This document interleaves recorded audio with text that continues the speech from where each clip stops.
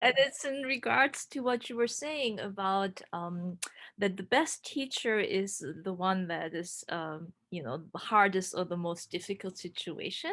I mean, when do you know it's enough is enough, because it can, I don't know, sometimes I wonder if it's just sometimes more courageous to actually walk away from a situation than to just hold out for like the deep teaching that will be underneath all the suffering. Yeah, that's such a good question, Bomi.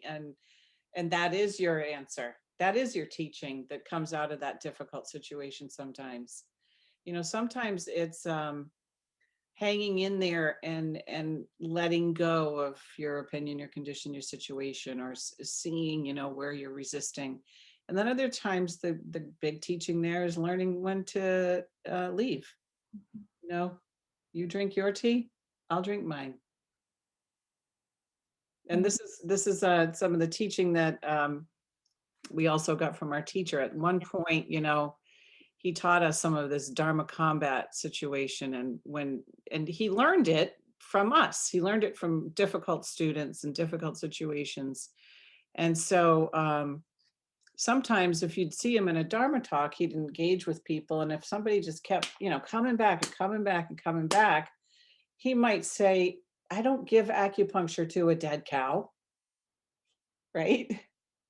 That means case closed, or the dog runs after the bone, or you drink your tea, I'll drink mine. And I think that's also an important thing that we can learn from a hard situation. Time to let go. Yeah.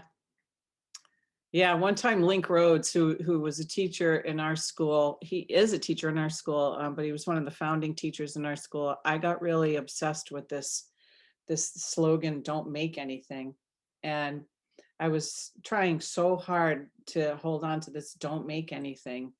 And he said something really important to me in one of our first interviews, and it was something like you're asking, Bomi. I was in some kind of tough situation, and I was like, yes, but I shouldn't make anything, right? And he said to me, don't make anything.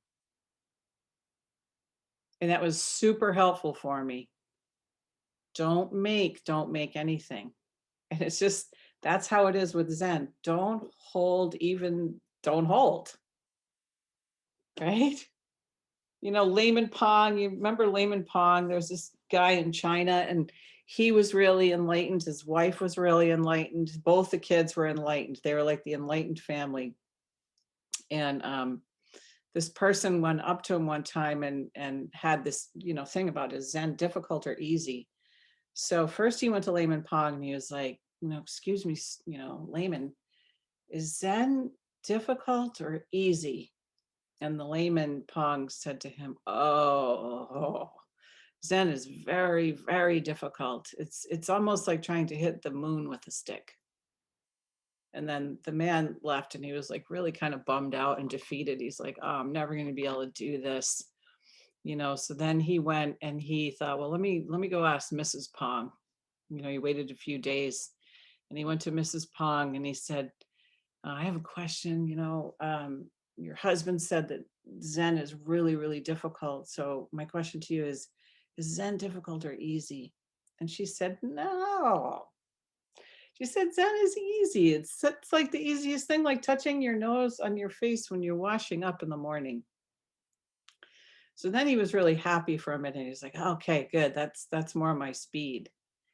And then he started thinking about it and he was like, wait a minute. One of them says it's difficult. The other one says it's easy. Now what? Now I'm confused. So he goes to the son and he said, do you mind? I have a question for you. And the son's like, sure. And he said, your father said that Zen is difficult. Your mother said that Zen is number one, easy. So is Zen difficult or easy? And the son said to him, the patriarch's name is on the tips of 1,000 blades of grass. He was like, oh,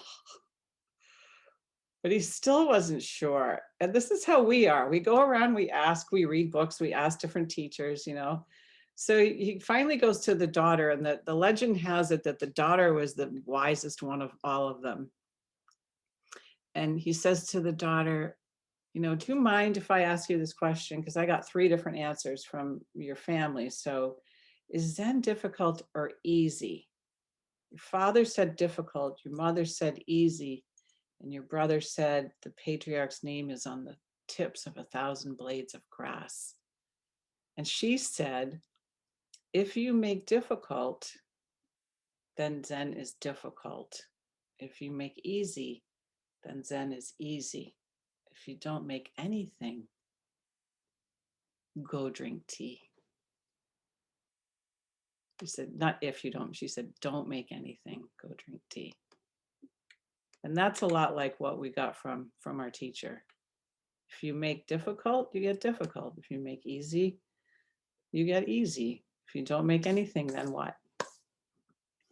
So I hope that we can all keep that mind, not make anything.